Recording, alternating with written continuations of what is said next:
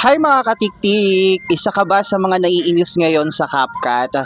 Dahil halos lahat po ng mga features na dati nating ginagamit na libre ay ngayon ay naka-pro na.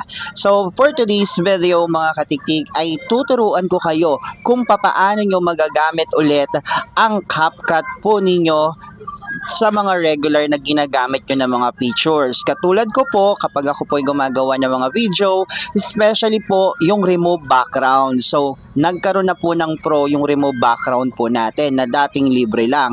So, ngayon, tuturuan ko kayo mga katiktik.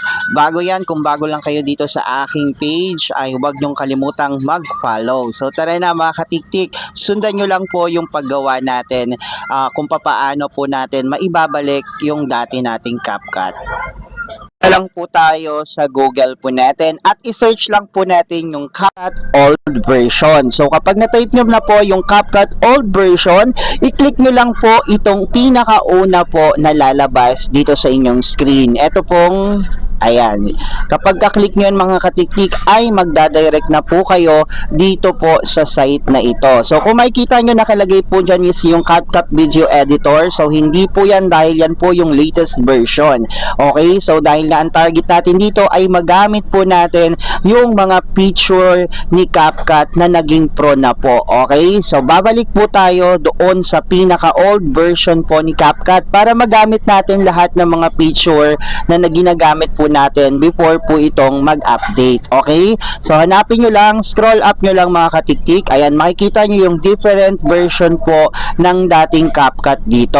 Okay? So show more nyo lang po, hanapin nyo lang po yung version ng 11. Okay? Ayan po yung 11.1.0 version. So yan po ang inyong ida-download. So i-click nyo lang po yung download. So dahil po sa akin mga katiktik ay naka-download na po itong old version po ng CapCut na ito, kaya magagamit ko na po yan. Kung nakikita nyo sa video na ginawa ko ngayon is naka background screen na rin po tayo. Okay? So kung makikita nyo, i-scroll up nyo lang po hanggang makita nyo po itong ayan, yung download APK.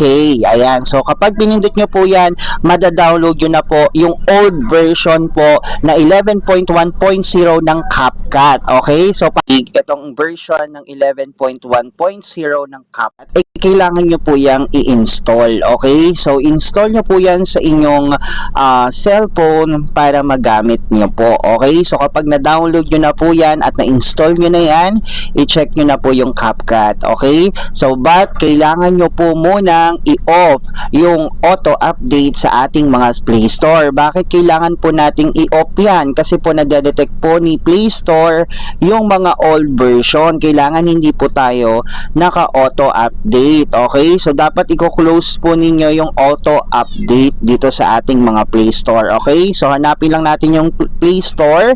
Ayan. So makikita nyo, ayan, no, auto-update apps. Ayan. So papakita ko muna sa inyo kung saan kasi close ko siya. Okay? So punta lang po kayo dito sa settings ng Play Store. Then click nyo po yung settings.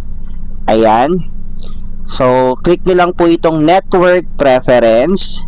Then, i-click nyo yung auto-update apps. Ayan. So, dapat naka-don't auto-update apps. Okay? So, sinubukan ko kasi kanina nang naka-on, bumalik siya sa latest version ng 13 version po niya. Okay? So, dapat naka-off yan. So, hanggang dito na lang tong video na to mga katiktik. And hopefully, sana nakatulong po ito para magamit nyo ulit yung mga feature na naka-pro na ngayon sa CapCut. So, don't forget to follow Madam Tiktik for more video tips and tutorial. Ikikikikikik!